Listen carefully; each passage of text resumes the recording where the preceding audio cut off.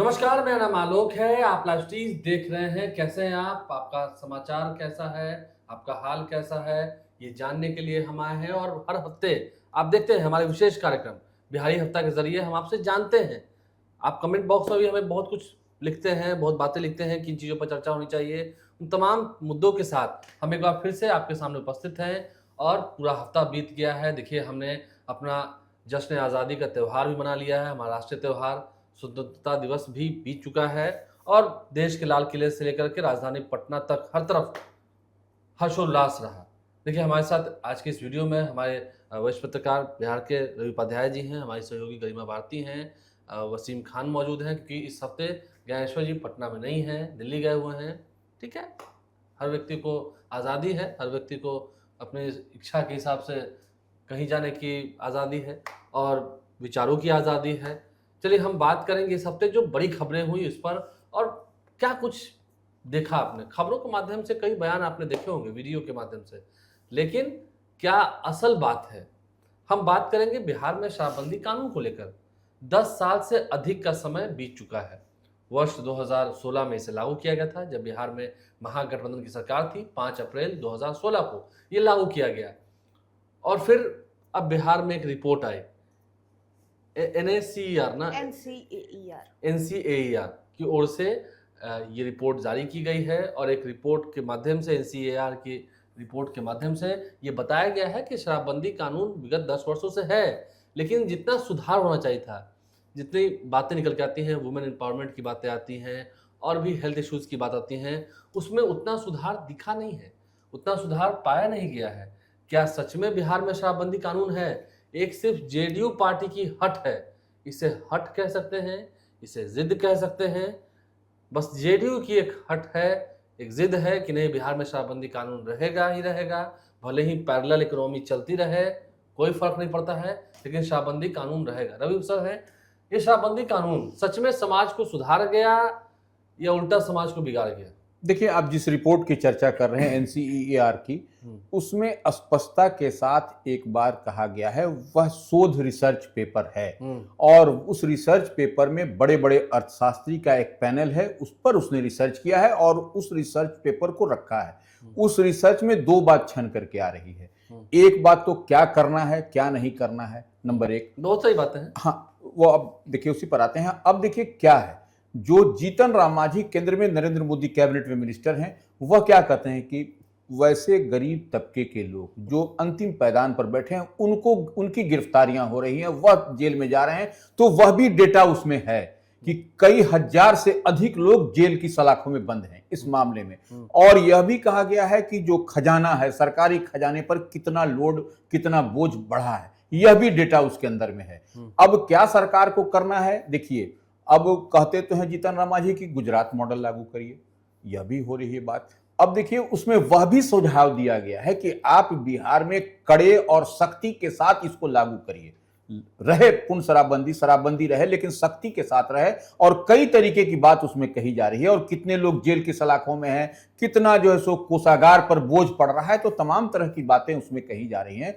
अब देखने वाली बात है कि बिहार सरकार जो रिजिड है, कहती है कि नहीं, हम लकीर के फकीर हैं, नीतीश कुमार ने जो लागू किया है वह रहेगा। सम्राट चौधरी का भी बयान आप देख लीजिए। वो बीजेपी तो सर इसलिए कहती होगी कि संख्या पूरी नहीं हो पा रही है सरकार बनाने के लिए, नहीं तो बीजेपी इन जैसे कानूनों को 1 मिनट में रफा दफा कर देती है, ऐसे ऐसे कानून। नहीं, देखिए, वो रफा दफा करती नहीं करती, लेकिन सम्राट चौधरी जो मुख्यमंत्री बिहार हैं, भारतीय जनता पार्टी के की ओर से वह मुख्यमंत्री हैं, इतनी बात मान के चलिए। भले डबल इंजन की सरकार है, लेकिन वह कर रहे हैं। और देखिए, अब तो चिराग पासवान ने भी टोन और ट्यून बदला है, समीक्षा होनी चाहिए। उन्होंने भी कहा है कि 10 साल हो गया, इसकी समीक्षा होनी चाहिए, रिव्यू होना चाहिए। देखिए, रिव्यू के मसले पर हम भी साथ में हैं, इसलिए साथ में है क्यों भी अच्छा और बुरा सबकी समीक्षा होनी चाहिए और समीक्षा होने से और इसके लिए बेहतरी का भी स्कोप खुला हुआ है, आगे रास्ता है। तो समीक्षा से कौन इनकार करेगा कि समीक्षा नहीं, और गाहे बेगाहे समीक्षा होती भी रहती है।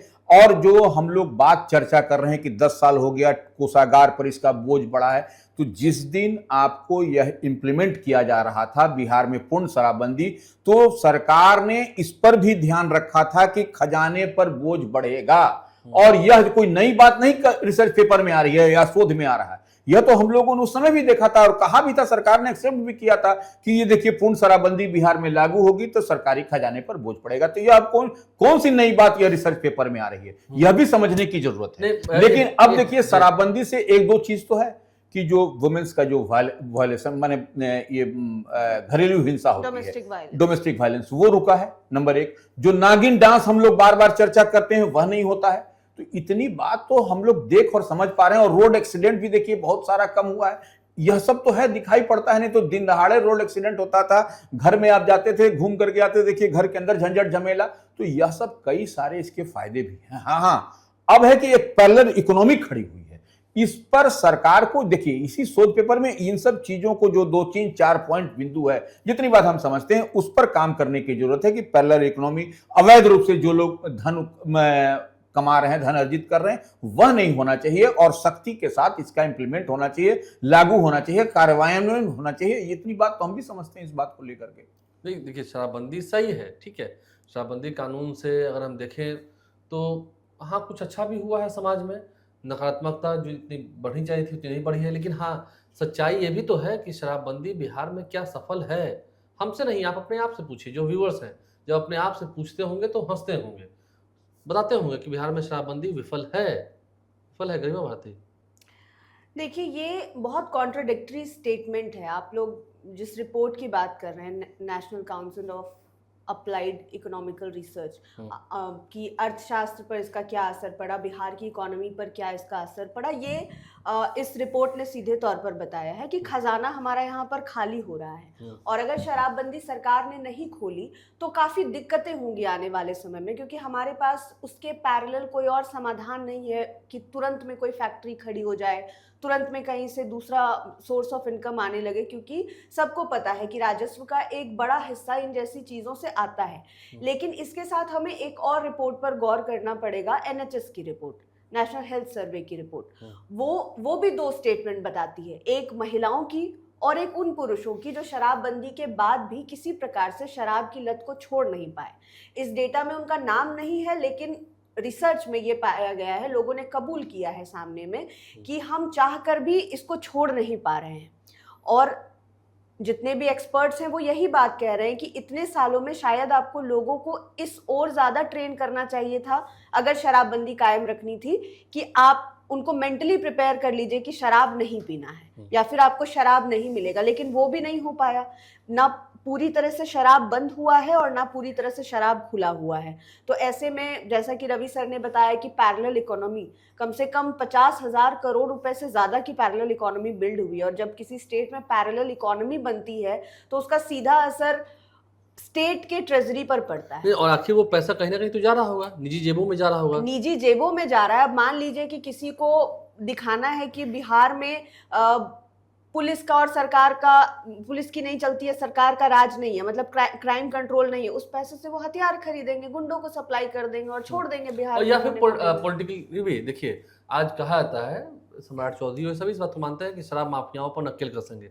क्यों? क्योंकि इन शराब माफियाओं के पास इतना पैसा हो चुका है कि किसी भी सरकार को अस्थिर कर सकते हैं अपने उन पैसों से। तो आखिर तो इससे सरकार को ही नुकसान है। ठीक है, वो तो खैर दूर की बात है, उतना दूर हम नहीं जाएंगे। एक और, माफ करेगा लोग, रोकना चाहती हूँ आपको, एक और पॉइंट है इसमें। सर ने महिलाओं की बात की और नीतीश कुमार ने शराबबंदी करके महिला वोटरों को तो अच्छा बटोरा था।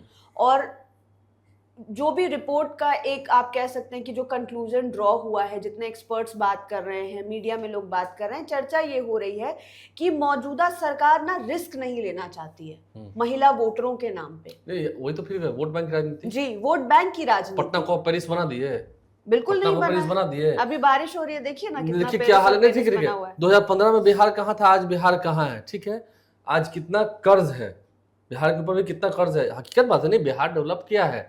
मुझे याद है विजेंद्र प्रसाद यादव ने उस वक्त वित्त मंत्री थे जब ये खजाने की बात हुई थी, तो उन्होंने अपना दिमाग लगाकर, मैं उसमें उनकी तारीफ थोड़ी सी करता हूँ, जो सही बात है वो करना ही चाहिए।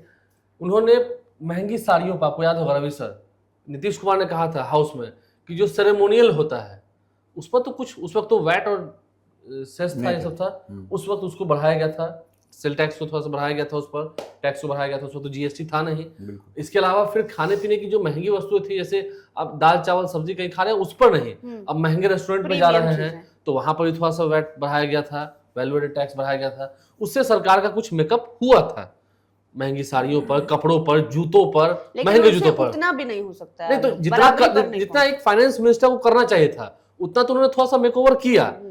लेकिन फिर हकीकत वाली बात है, अच्छा आप डेवलपमेंट की बात करते हैं, आप महात्मा गांधी की बात करते हैं। महात्मा गांधी तो सत्य और अहिंसा की बात करते थे, ठीक। शराब पीना बहुत बुरी बात है, शराब पीने से आदमी कोई आगे नहीं बढ़ता है।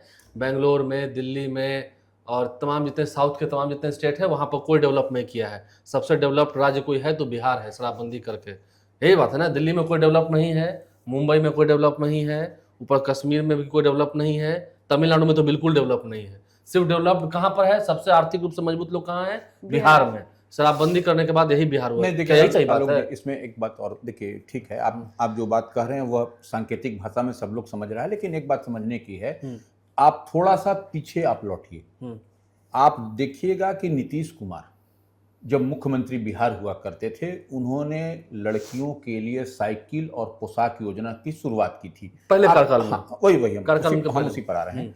तो जब साइकिल और पोशाक योजना शुरू की थी तो कहा जाता है कि इस पर सरकार के खजाने पर अतिरिक्त बोझ पड़ा है, ठीक है। लेकिन जब वही बच्चियां जब गांव की पगडंडियों पर घंटी बजाती हुई और स्कूल ड्रेस में झुंड के झुंड निकलती थी तो क्या हुआ, इसको सारे देश ने इसको अडॉप्ट किया। हाँ, माहौल बदला बिहार का। तो माहौल नहीं बदला, देश ने इसको अडॉप्ट किया, एक्सेप्ट किया। एग्जाम्पल सेट हुआ, एग्जाम्पल सेट हुआ पूरे देश के। वही कह रहे हैं, तो वो एक्सेप्ट किया। तो आप देखिए वही बच्चियां जिस समय नीतीश कुमार मुख्यमंत्री बिहार हुआ करते थे, साइकिल पोशाक योजना की शुरुआत की दिया तो वाहवाही हुई पूरे देश में।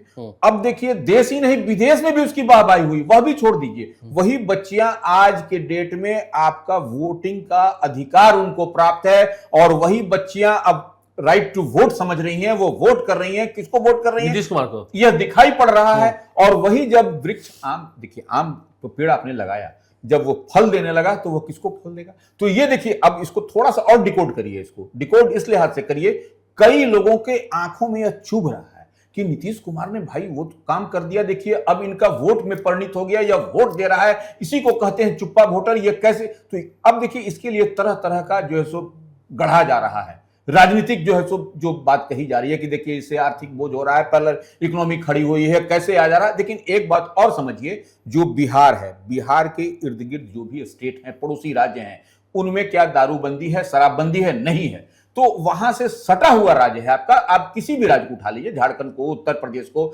छत्तीसगढ़ को, किसी को उठाइए आप, तो वहां पर ये स्टेट से वहां से अंदर चला आता है। अब देखिए सरकार का मतलब क्या है, सरकार आपको 1 रुपया देती है लेकिन आपको पहुंचते पहुंचते 4 आना हो जा रहा है। चोरी सिस्टम इतना बेईमानी भ्रष्ट हो गया है कि अब मुख्यमंत्री क्या करे, प्रधानमंत्री क्या करे? एकदम सुधारना ही है तो एक काम और भी कर दीजिए। शराब पीना तो गलत बात है, मानता हूं, महात्मा गांधी ने मना किया है।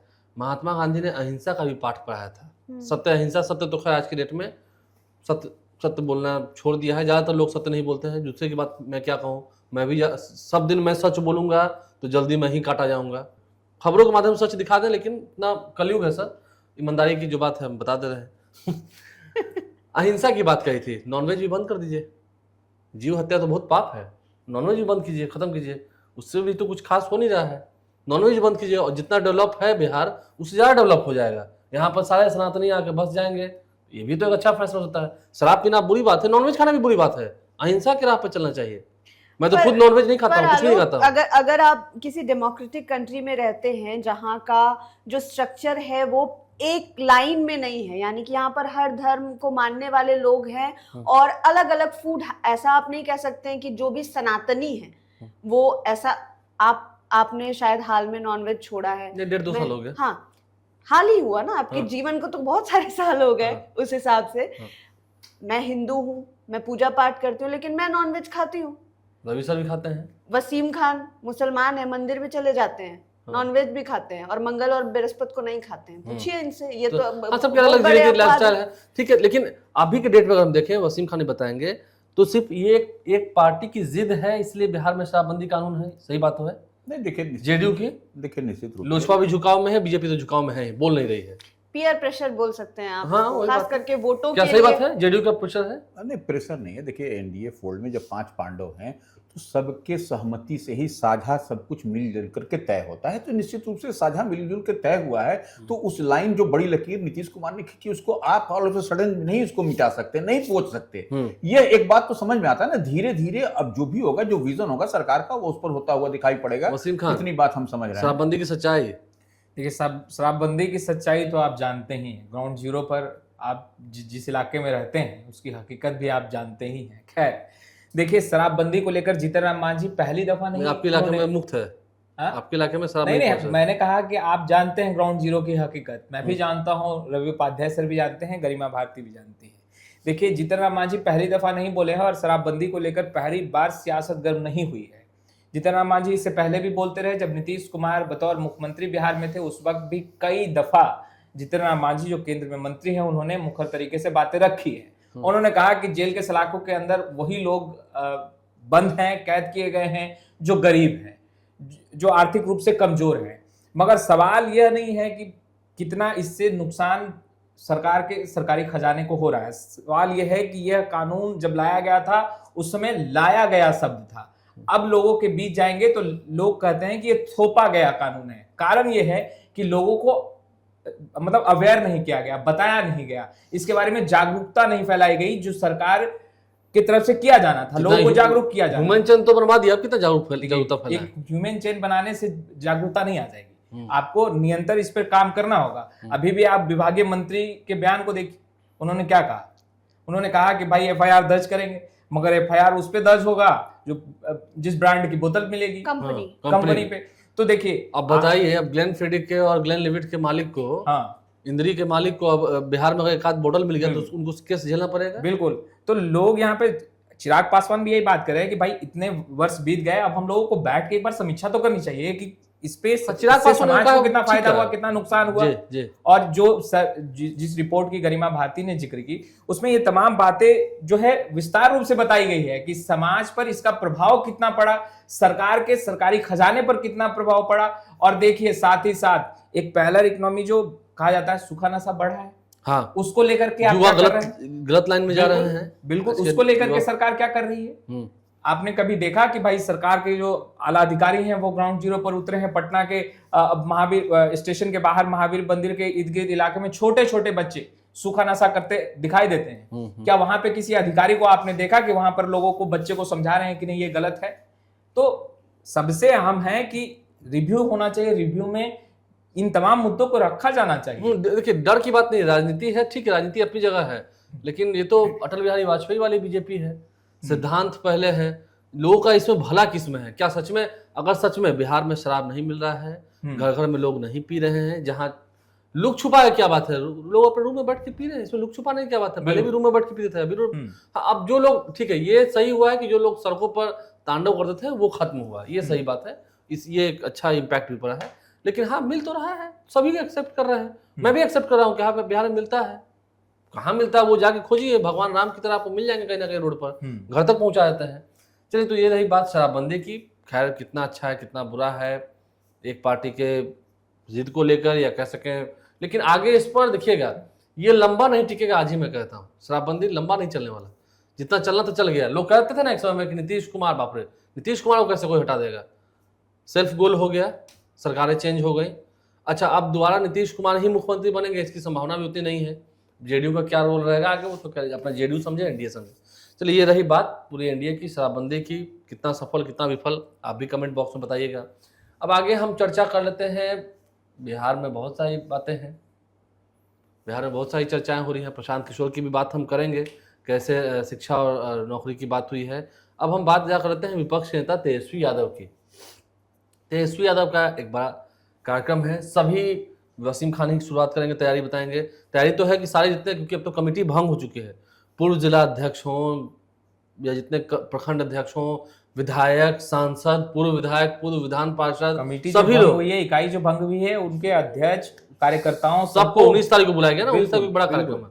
देखिए 19 नहीं 18 ही को सब पहुंच जाएंगे, जो दूर दराज इलाके से आना है वो 18 को ही राजधानी पटना पहुंच जाएंगे। और जो विधायक हैं या आरजेडी के वरिष्ठ नेता हैं उनके घर पर और कई कम्युनिटी हॉलों में रहने का बंदोबस्त जो है बाखूबी किया जाएगा।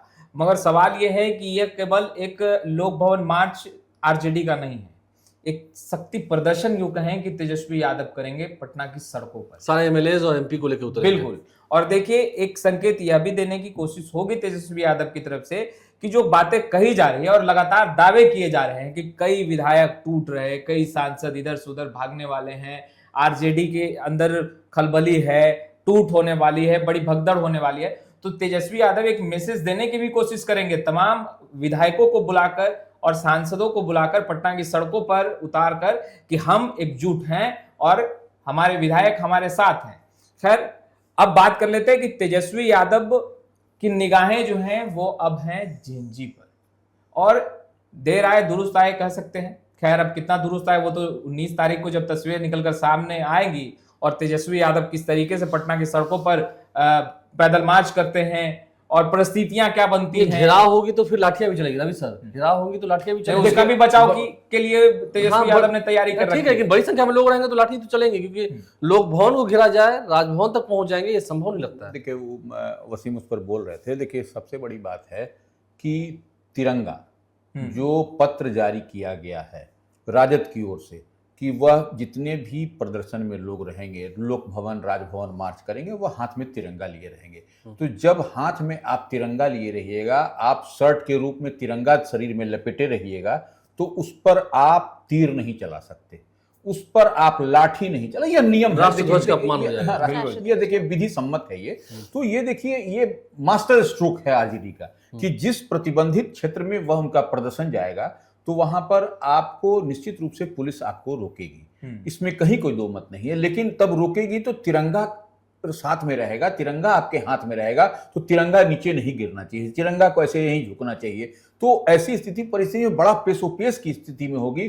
पटना पुलिस, बिहार पुलिस, सम्राट की पुलिस कह लीजिए, कन्फ्रंट्रेशन तो होगा, ये तो हम समझ पा रहे हैं। लेकिन अब ये एक बड़ी चुनौती होगी कि कैसे उसको रोकें, क्योंकि तिरंगा का अपमान अगर पुलिस वर्दी वाले करेंगे तो ये एक बड़ा इशू हो जाएगा। और देखिए जेएनजी का मामला है, AK-47 का मामला है। देखिए पुलिस भी जो है सो, पुलिस महकमा पटेल भवन जो है सो, डीजीपी स्वयं इस मामले में बैकफुट पर दिखाई पड़ रहे हैं। वह कह रहे हैं कि AK-47 किसने चलाने का कहा, तमाम तरह की बातें चल रही है। तो अब देखिए तेजस्वी यादव ने नब्ज पकड़ा है। अब देर आए लेकिन दुरुस्त आए, ये हम बात कहना चाह रहे हैं। और देखिए अब इससे पहले थोड़ा सा और आप देख लीजिए, बीते दिन एक पोलो रोड में लालू प्रसाद यादव ने तिरंगा का सैल्यूट किया। इस अवस्था में उनकी तबीयत खराब है, वह देखिए क्या कर रहे हैं, वह मैसेज दे रहे हैं कि लालू प्रसाद यादव ने अब कमान संभाल लिया, अब जागो, उठो, चलो, पटना 19 को मार्च है करो। देखिए ऐसे इधर नीतीश कुमार ने भी तिरंगा फहराया है। नहीं निशांत ने तो वैशाली में फहराया, नीतीश कुमार ने अपने घर पर सरकारी आवास वो हम नहीं कह रहे हैं, वो तो दीपक प्रकाश ने भी फहराया है, वो हम नहीं कह रहे हैं। वो देखिए ये अगर 19 तारीख के रिलेवेंट में अगर बात कर रहे हैं कि लालू प्रसाद यादव इतने दिन से अस्वस्थ थे, वह चल नहीं पाते हैं, कई तरह की परेशानियां हैं, पारिवारिक है, इधर से उधर स्वास्थ्य कारणों से, लेकिन वो उनका तिरंगा को सैल्यूट करना कहीं ना कहीं मैसेज है। और देखिएगा तमाम कार्यकर्ताओं को उन्होंने सैल्यूट देकर के रिचार्ज कर दिया है। और वहां पर देखिए अब प्रशांत किशोर आए थे, MY समीकरण की बात हो रही थी, कहा जा रहा था कि मुस्लिम टूट गए, यादव टूट गए, अब्दुल बारी सिद्दीकी भी उनके ठीक बगल में खड़े थे, तमाम वैसे वैसे चेहरे, कई विधायक मुस्लिम खड़े थे वहां पर, तो लालू प्रसाद यादव के समक्ष। तो देखिए अब पूरी तरीके से जो MY समीकरण की बात है, भले देखिए आप हमेशा एक ही समय नहीं होता है लोग जी, आप इतनी बात जान के रखिए। अब देखिए प्रशांत किशोर जिस दाव में लगे हैं वह दाव अब आगे गलेगा कि नहीं, क्योंकि राजनीति के वाइस चांसलर नहीं, चांसलर हैं लालू प्रसाद यादव, उनके पुत्र हैं तेजस्वी यादव, उस पाठशाला से निकले, उनको दूसरे जगह ट्यूशन लेने की जरूरत नहीं है। जिसके घर में स्वयं लालू प्रसाद यादव हो, उसको किसी और से लेने की जरूरत है क्या? हाँ, अब देखिए समय का तकाजा है, हमेशा नहीं, सब दिन होता एक समाना। ये देखिए इतनी बात हम समझ पा रहे हैं। और देखिए बड़ी मुकम्मल तैयारी है, आपको 19 तारीख को दिखाई पड़ेगी। सड़कों पर खूब उस दिन एक रैला देखने को मिलेगा आरजेडी का। नहीं, रैला नहीं कही उसको, बहुत ही नियम कायदे के साथ आरजेडी के लोग मार्च करेंगे। लोग तो मिलेंगे ना। हाँ, लोग तो माने जमावड़ा होगा उस दिन, देखिएगा कि क्या होगा उस दिन पटना शहर में। लेकिन आपको इतनी बात मान के चलिए, जो राजद के प्रदेश कार्यालय से मार्च होगा तो जिस प्रतिबंधित क्षेत्र में घुसेगा, यह एक समा आपको फिजा दिखाई पड़ेगी। हाँ, लाठियां चलती हैं, वो तो फिर प्रतिबंधित क्षेत्र में घुसेंगे। विधायकों के और तेजस्वी यादव के राजभवन जाने में कोई दिक्कत नहीं है, वो तो ठीक है, लेकिन उतनी बड़ी संख्या में लोग तो नहीं जा पाएंगे। फिर वहां माहौल देखना होगा कैसे हो पाता है, क्योंकि देखिए दिल्ली में भी विपक्ष नेता राहुल गांधी ने आखिर प्रधानमंत्री नरेंद्र मोदी के घर के आगे धरना दे दिया ना, बिल्कुल। जो कई दशकों में नहीं हुआ वो तो कर दिया ना। और जरूरी भी है, विपक्ष को थोड़ा मजबूत होना चाहिए क्या घर में? बिल्कुल। ये जो पूरी चर्चा हुई खासतौर पर तेजस्वी यादव को लेकर, अभी जेनजी ने जो भी आंदोलन किया दिल्ली में, रांची में भी हम देख रहे हैं, पटना में भी जो छिटपुट आंदोलन हुए, यानी लंबे समय नहीं चला, एक एक दिन का जो आंदोलन हुआ, मेरी निजी तौर पर नाराजगी थी तेजस्वी यादव से कि ऐसे समय में विपक्ष क्यों होता है। सरकार से जो शिकायतें हैं आम जनता की आवाज उठाने के लिए, उस आवाज को सरकार के सामने, सदन के भीतर आम जनता तो जा नहीं सकती। आप रिप्रेजेंट कर रहे हैं तो आपको होना चाहिए, लेकिन तेजस्वी यादव सिनेरियो से गायब थे। वसीम ने भी कहा और रवि सर ने भी कहा कि देर आए दुरुस्त आए, और तेजस्वी यादव ने नब्ज पकड़ी। अब आप एक चीज को देखिए आलोक, की जैसे कहा जा रहा है कि तिरंगा झंडा लेकर वो लोग मार्च करेंगे। हम और आप नियमों को जानते हैं कि राजभवन तक कौन पहुंच सकता है और कौन नहीं। वो जो बड़ी संख्या में 1000, 2000, 5000 जितने लोग जुटा पाएंगे तेजस्वी यादव, आप इमेजिन करिए, हम और आप डिजिटल मीडिया के लिए काम करते हैं, दिन रात सोशल मीडिया और रील्स को स्क्रॉल करते हैं। ये जमाना डिजिटल है, सोशल मीडिया का है। दिल्ली वाला आंदोलन पूरे तौर पर सिर्फ और सिर्फ सोशल मीडिया पर ही टिका हुआ था, अगर आपको याद है तो, कि किस तरीके से इस्तीफा हुआ, सोशल मीडिया पर लोगों के सेंटिमेंट्स इतने जुड़े। अगर 1000 लोग भी पीठ पर तिरंगा झंडा लिए पटना की सड़कों पर जा रहे हैं और पुलिस खड़ी है, डंडा नहीं चला पा रही है, अगर वो नियमों को तोड़ भी रहे हैं, तो आप सोचिए कि ये कैसा विजुअल क्रिएट होता है। डंडा तो नहीं, ऐसा तो नहीं, डंडा नहीं चला पाएंगे, ठीक है, अलग बात है, लेकिन रोकेंगे तो जरूर। अब मैं वही कह रही हूँ कि पुलिस रोक रही है, लोगों ने पीठ पर झंडा टांगा हुआ है, ये विजुअली कैसा इंपैक्ट क्रिएट करेगा। और तेजस्वी यादव का हो सकता है कि ये एक बड़ा कमबैक भी साबित हो जाए। और अगर रील्स कटेंगे, वैसे बैकग्राउंड म्यूजिक क्या कमाल करता है, आपको पता है कि किसी मामूली से वीडियो में इमोशंस जगा देता है लोगों के बीच में। और शक्ति प्रदर्शन की बात है, आरजेडी इंटैक्ट है, इसको भी दिखाने की बात है। तो ये जो स्ट्रैटेजी जिसने भी बनाई है कि राजद के हरे झंडे की जगह पूरा हरा केसरिया और सफेद तिरंगा लेकर के चलना है, तो ये विजुअली बहुत ज्यादा इंपैक्ट क्रिएट करने वाला है, खासतौर पर उस पूरे तबके को, जेनजी की हम बात कर रहे हैं, जो जातीय समीकरण, धार्मिक समीकरण नहीं समझते हैं, वो पार्टियों को नहीं मानते हैं, वो ये समझते हैं कि उनकी आवाज कौन उठाए। आरजेडी की ओर से अगर जो प्रदर्शन किया जा रहा है, जहां तक मुझे लगता है, और करना भी चाहिए, जनता की मांग को लेकर सड़कों पर उतरना चाहिए। तेजस्वी यादव विपक्ष नेता हैं तो रुकेंगे नहीं, विरोध प्रदर्शन होगा, पटना की सड़कों पर हुंकार भरी जाएगी। और सही बात है, सड़कें अगर सुनी हो जाए तो संसद आवारा हो जाता है, कहाँ ही गया है, तो संसद को आवारा नहीं होने देना है। तेजस्वी यादव अगर इस तरह से एक्टिवनेस बनाए रखेंगे अपनी, तो आगे बेहतर होगा उनके लिए भी, उनकी पार्टी के लिए भी, बिहार के लोगों के लिए भी। और मुद्दे उठाने चाहिए। देखिए जेडीयू के लोग कह रहे हैं कि तेजस्वी यादव झारखंड क्यों नहीं चलेगा, क्यों नहीं रांची में आके प्रोटेस्ट में साथ दिया लोगों का, ठीक है। बीजेपी के लोग भी कह रहे हैं, बीजेपी के लोग दिल्ली क्यों नहीं चले गए थे, जेडीयू के लोग बिहार में क्यों नहीं किए, जेडीयू के लोगों ने बिहार में लोगों की बात क्यों नहीं सुनी, क्यों सबको आपके खिलाफ आंदोलन उठा, क्यों आप अपनी गढ़ बांकीपुर को हार गए। 200 से अधिक एनडीए नेताओं को उतारा गया, 40 स्टार प्रचारक सब ध्वस्त हो गए ना। किसके आगे? लोगों का गुस्सा था आपके प्रति, सरकार के प्रति, गलत नीतियों के प्रति, जेडीयू बीजेपी के प्रति, और इसी का प्रतिफल है। फिर मैं कह रहा हूं, चिराग पासवान जो कह रहे हैं कि शराबबंदी की समीक्षा होनी चाहिए, आम लोगों की नब्ज टटोल रहे हैं। मौसम वैज्ञानिक के बेटे हैं, मजाक नहीं है, नहीं देखिए आप हैं तो दिमागदार, वो आम लोगों की बात उठा रहे हैं, आपके चक्कर में नहीं फंसेंगे। देखिए आलोक जी, आप ठीक कह रहे हैं, सब बात ठीक है, लेकिन आप इसको थोड़ा सा और डिकोड करिए और थोड़ा सा चलिए इसको देखिए। आप एक तरफ सरकार भरत तिवारी के परिवार को तो देती है, पैसा दे रही है, मुआवजे के, नौकरी की बात कह रही है, लेकिन दूसरी तरफ बंटी यादव का क्या? नहीं, हम जानना चाह रहे हैं, उनको दिया ना तेजस्वी यादव ने, तेजस्वी यादव ने ना, तेजस्वी यादव ने दिया, सरकार की ओर से नहीं मिला उसको, ये हम कह रहे हैं। तो यह देखिए, आप दो तरह की बात ना करें। ये जो अगर यदि विपक्ष की ओर से जो आरोप लगता है या लगाते रहे हैं ये लोग, तो इतनी बात तो होना चाहिए, बंटी यादव भी हमारे ही समाज, हमारे ही, इसलिए कि भरत तिवारी मामले में सरकार की किरकिरी हुई और तेजस्वी यादव ने बंटी यादव के परिवार को मदद कर दिया, तो कहेंगे यादव है। अरे भाई, आप तो यादव को दे नहीं रहे हैं, अब वो ही दे रहे हैं, तो कोई दे रहा है तो उनपे भी आपको इतराज है, आप तो दे नहीं रहे हैं, सरकार के लोग अभी हारे हैं, तो महीना भर हुआ, मन ठंडा है नहीं है, क्या सीधी बात है? देखिए निश्चित रूप से अब बंटी यादव भी हम इसी कह रहे हैं कि हमारे इसी समाज का बच्चा था, यही राजधानी पटना में एक नौकरी चलाता था, घर परिवार चलाता था।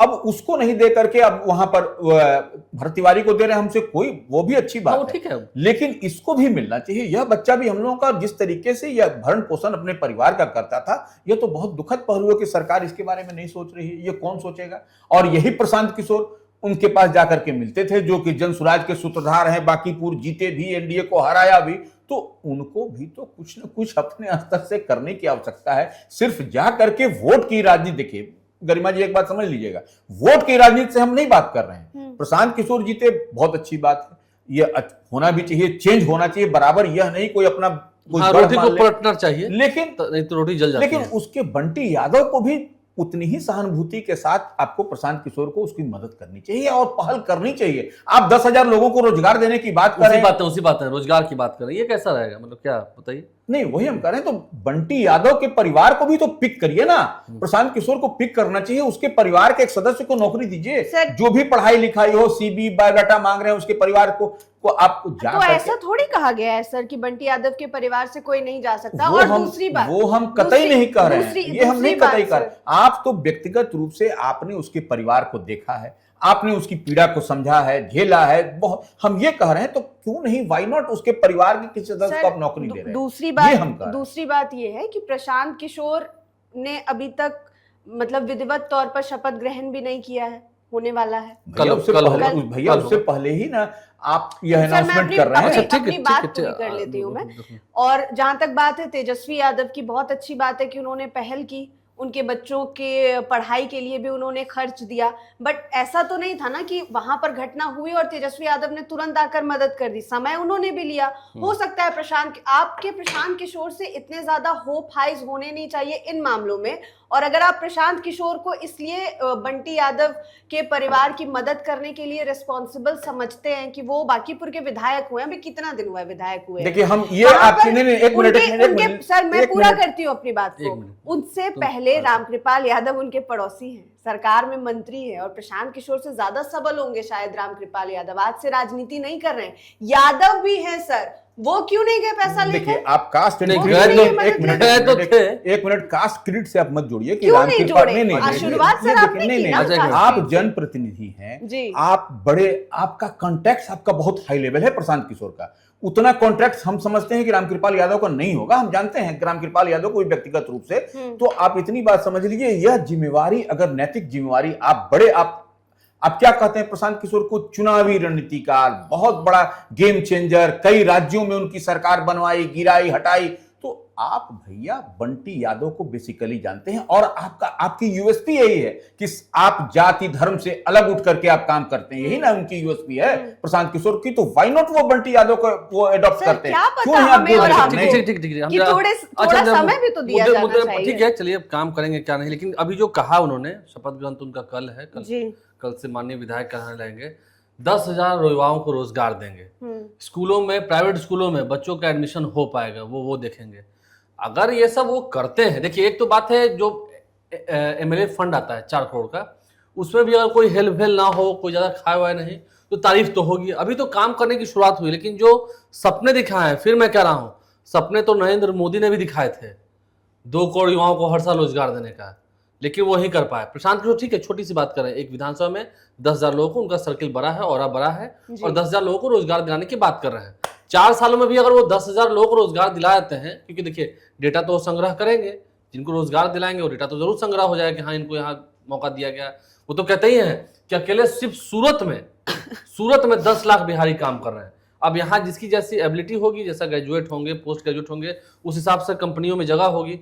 तो ये तो अच्छी पहल शुरू की है, ऐसा बाकी विधायक क्यों नहीं करते हैं? जो अच्छा पार्ट है वो भी हम थोड़ा डिस्कस करते हैं, ऐसा बाकी विधायक क्यों नहीं करते हैं? नहीं करना चाहिए। देखिए अगर वो ऐसा नहीं करते हैं, आप उनको मत चुनिए। देखिए प्रशांत किशोर निश्चित रूप से एक अपना ब्लूप्रिंट उन्होंने तैयार किया है, हाँ। और वो अपना आगे का भविष्य देख रहे हैं, अपना कह लीजिए, अपनी पार्टी का कह लीजिए, और उसी लिहाज से वह वर्कआउट भी कर रहे हैं, जितनी बात हम समझ रहे हैं। और उनका फोकस कहाँ है, यह किसी से छिपी हुई बात नहीं है। क्या चाहते हैं, कैसे चाहते हैं, वह अभी गरिमा जी से हमारी बात हो रही थी बंटी यादव को लेकर के, तो हम इस पर देखिए 10 तरह से यह डिफेंड कर रही है, 10 तरह से इन्होंने बात की है। अच्छा ठीक है। नहीं, हम ये नहीं कर रहे हैं। देखिए, हम ये चाह रहे हैं, हम ये मैंने जानना चाह रहे हैं कि प्रशांत किशोर का जो विजन है, विजनरी है, इसमें कहीं कोई दो मत नहीं, और हमसे ज्यादा काबिल, हमसे ज्यादा विद्वान है वो, यह बात को भी हम एडमिट करते हैं। लेकिन इतनी बात भी मान के चलिए कि आप बांकीपुर को ही अपना एग्जाम्पल बना रहे हैं, यही नहीं कह रहे हैं बांकीपुर को ही। उसके बाद वो कह रहे हैं कि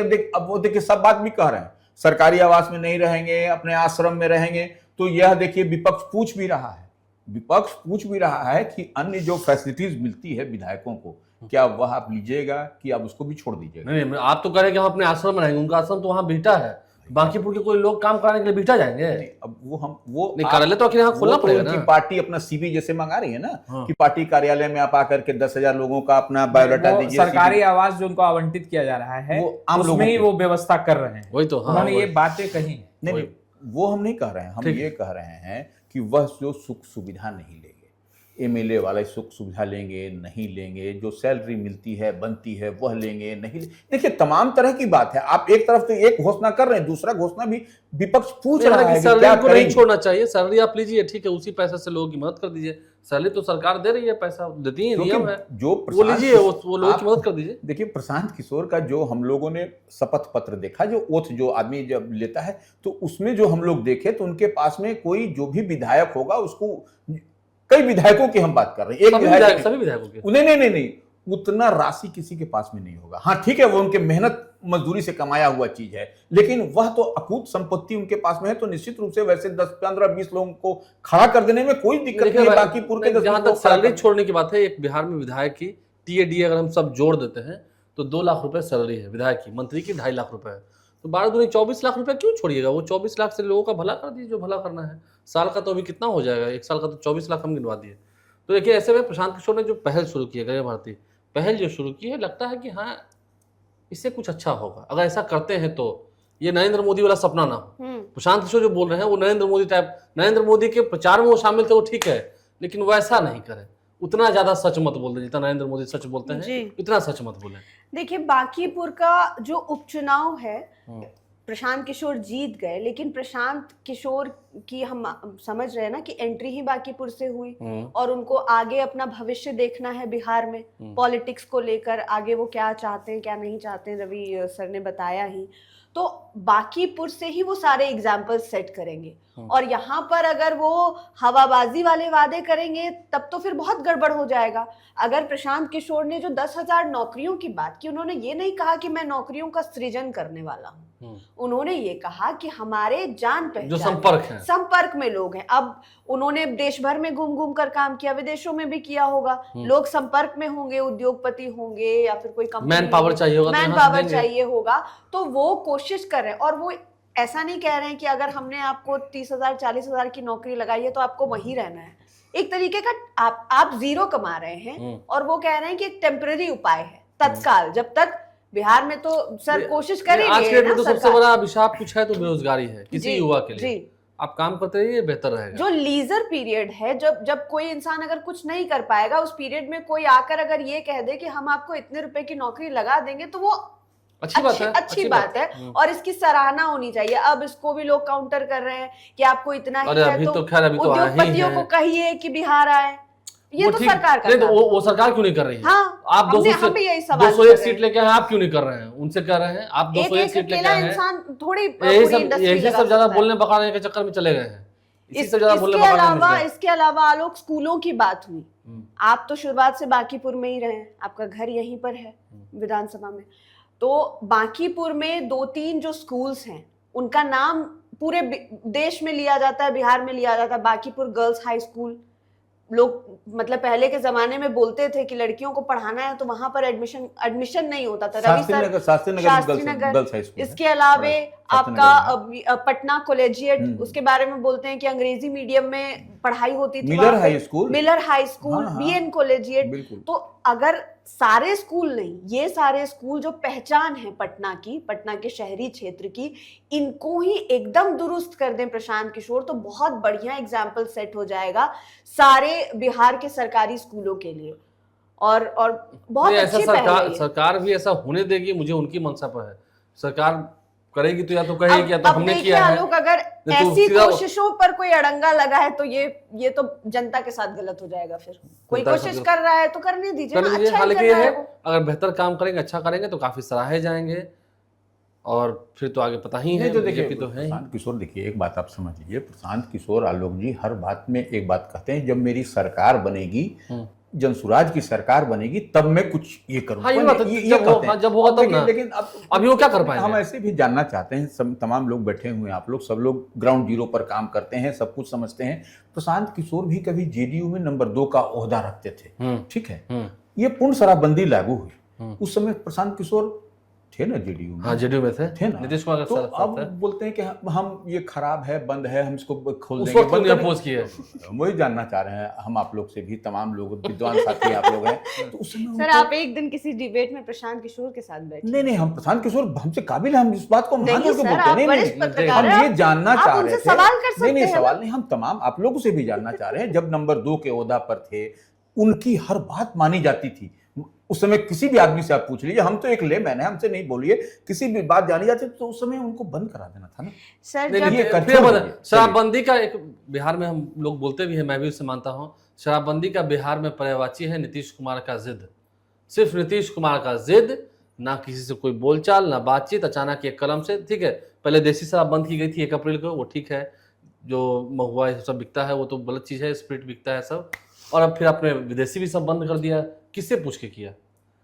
महिला वोट बैंक के लिए, ठीक है, तो आपका तो अपना एरा हो गया, अपने लिए तो कोई कुछ भी कर सकता है। आज कह तो रहे हैं, अब कोई अचानक सनातनी सरकार आ जाए यहाँ पर, वो सीधा कर देंगे कल से मुर्गा मटन खाना सब बंद। अरे भैया, आप नहीं खाते हैं, आप नहीं खाते हैं। प्रधानमंत्री नरेंद्र मोदी जब देश में आए थे तो कहा गया था कि बीफ एक्सपोर्ट नहीं होगा। आज देश से बीफ एक्सपोर्ट नहीं हो रहा है, सबसे बड़ी संख्या में हो रहा है। भारत देश से बीफ एक्सपोर्ट नहीं हो रहा है। बीफ एक्सपोर्ट मतलब क्या? गाय का मांस बाहर बेचा जाता है अन्य देशों में, गाय भारत और से बफ दोनों। हाँ, गाय भैंस। देश से ले जाकर के। तो सोचिए क्या हाल है। तो क्या हो गया अदर कंट्रीज में? क्या है अदर कंट्रीज? अमेरिका, यूएस, जितने बात करें, लंदन, ब्राजील, जहां भी जाए, न्यूजीलैंड, ऑस्ट्रेलिया, जहां की बात करें, सब जगह शराबबंदी है, और शराबबंदी से वो देश तरक्की कर रहा है। ठीक है, एक नीतीश कुमार का जिद था, आज भी जिद है, और फिर मैं कह रहा हूं, जिद की उम्र लंबी नहीं होती है। वो ज्यादा समय तक खींच सकते हैं, लेकिन लंबी उम्र नहीं होती है। उदाहरण है खुद नीतीश कुमार का मुख्यमंत्री पद। चलिए ठीक है, तो प्रशांत किशोर से भी उम्मीदें हैं, अच्छा काम करें। अभी तो शपथ लेंगे, ठीक है, काम करेंगे, क्योंकि देखिए अभी तो कैबिनेट में जाने लायक नहीं हुए हैं। कैबिनेट के मंत्रिमंडल विस्तार में, मंत्रिमंडल के बैठक में, मंत्रिपरिषद की बैठक में तो शामिल नहीं होंगे, क्योंकि अभी तो मंत्री नहीं है। लेकिन हाँ, एक विधायक के नाते जितना अच्छा काम हो सके अपने पहुंच के नहीं, जरिए विधानसभा में बोलेंगे वो, बोलेंगे। ठीक है, बोला ही चाहिए, बोलने के लिए ही तो जनता ने भेजा है, बोलेंगे, बोला ही चाहिए, उसमें जनता की दो मत आवाज नहीं। उठानी चाहिए, इसमें कहाँ कोई बट है। लेकिन करें, काम करें, इतनी उम्मीद तो है। बिल्कुल। चलिए खैर, आज की इस वीडियो में इतना ही। नहीं, एक और हम लोग जी। बात करना चाहेंगे। हम लोग बात करना चाहेंगे STET वाली। STET पर हाँ। नहीं, तो अब तो बीपीएससी में कर लेते हैं। बीपीएससी में तो अब तो मेंस का एग्जाम भी होगा। पहले तो जो इतने टीआरई 1 2 3 हुए, वो तो बस एक एग्जाम दिया और पास आउट हो गए। अब तो हो गया बीपीएससी में पीटी और मेंस। पीटी भी होगा और मेंस भी होगा, इंटरव्यू भी होगा। बिल्कुल। तो अब तो राह कठिन हो गई बीपीएससी टीआरई 4 की। और नहीं, उससे पहले एस्टेट भी पास करना पड़ेगा। स्टेट भी पास होना होगा। नहीं, देखिए हम एक चीज इस पर हम लाइव सिटीज के व्यूअर्स को बताना चाह रहे हैं कि STET का जो है सो नोटिफिकेशन बीते दिन हुआ। माने बीते दिन कहने का कैलेंडर मतलब- जारी होता? हाँ, नहीं, STET का नोटिफिकेशन बीते दिन जारी हुआ, यानी कि 14 अगस्त को 14 जारी हुआ। यह कहीं पर सरकार के साइट पर, गरिमा जी बताएंगी इस पर, कहीं साइट पर, ऑफिशियल साइट पर नहीं वो था। बीएससीबी की ओर से लिखित जानकारी सिर्फ दी गई है। नहीं, कुछ हम बता रहे हैं उस पीएससीबी पर। की ओर से लिखित जानकारी उस दिन की है जिस दिन ये कहा गया था कि 14 को विज्ञापन जारी होगा। बिल्कुल। समाचार Notification। पत्रों नहीं, समाचार पत्रों के माध्यम से बिल्कुल। नोटिफिकेशन जारी होगा और 17 तारीख से फॉर्म भरना शुरू हो जाएगा। Online। वो आपको वेबसाइट पर मिलेगा।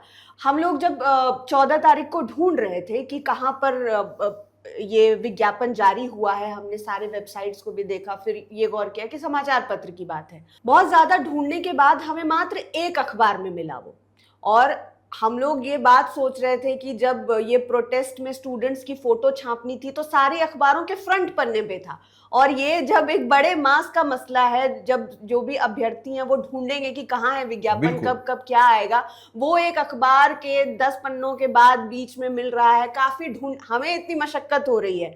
तो मान लीजिए गांव घर में जो लोग हैं जो शायद अखबार लेते भी नहीं होंगे, उनको कैसे पता चलेगा?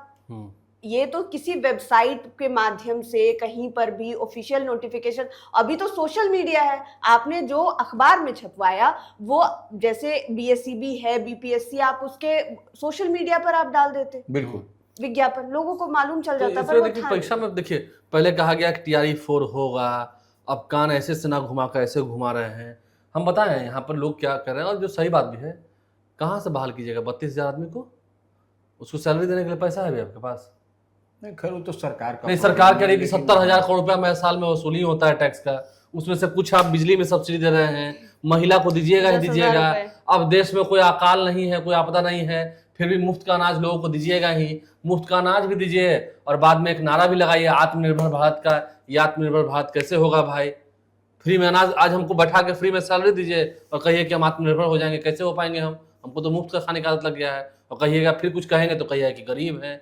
अरे भाई, गरीब है तो जब आपदा आती है तब आपदा में गरीब को मदद किया जाता है। ऐसे उनको आत्मनिर्भर बनने के लिए छोड़िए, रोजगार के लिए, क्योंकि आपके पास देश में रोजगार भी नहीं है तो फिर तो भूखमरी हो जाएगी, तो देना ही देना है। बिल्कुल। तो 32,000 लोगों का मुख्यमंत्री ने ट्वीट कर दिया, सम्राट चौधरी ने, शिक्षा मंत्री ने बड़ा बड़ा भाषण दे दिया कि अधियाचना भेज दिया, ऐसे कैसे होगा, हो जाएगा। अब कहाँ बैकफायर हो गया?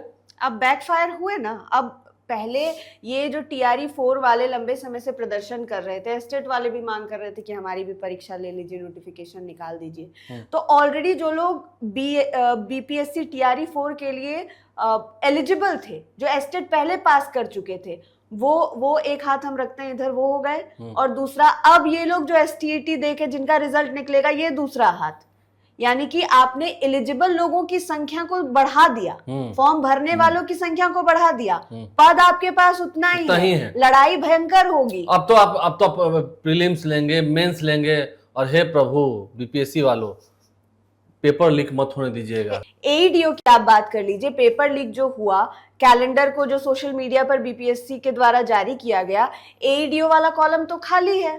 आपने कहाँ बताया हे प्रभु जारी करके BPSC कि वालों, परीक्षा कब होगी? पेपर लीक मत होने दीजिएगा। स्टूडेंट्स की इज्जत का सवाल है। आपका इज्जत तो खैर कितना है वो लोग जानते हैं, प्रतिष्ठा तो खैर आपकी उतनी है नहीं, तभी तो शोभा उत्कर को BSSC में लाया गया।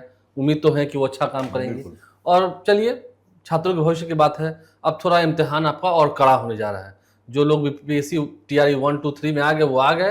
अब 4 वालों में तो बाप रे, मेंस है, ये है। अब तो लोग सोचेंगे काहे के लिए हम शिक्षा का भरा, इससे अच्छा DSP में भर देते हैं। हाँ। अब तो इम्तिहान उतना ही CSE होना की तैयारी कर लीजिए ना, तो BPSC SDM SDO बनिए। यही बात है। चलिए, आप लाइव स्ट्रीम साहब बन रहे हैं इस बिहारी हफ्ता में इतना ही। उम्मीद है आप स्वस्थ होंगे, कुशल होंगे। आप क्या कहना चाहते हैं, हमारी किसी बात पर सहमत है, नहीं सहमत है, अपनी राय को कमेंट बॉक्स में जरूर रखिएगा। बहुत धन्यवाद। हमारे चैनल को सब्सक्राइब कर लीजिए। अगर इस वीडियो को फेसबुक पर देख रहे हैं तो पेज को लाइक कर लीजिए। खबरों का सिलसिला जारी रहेगा। धन्यवाद।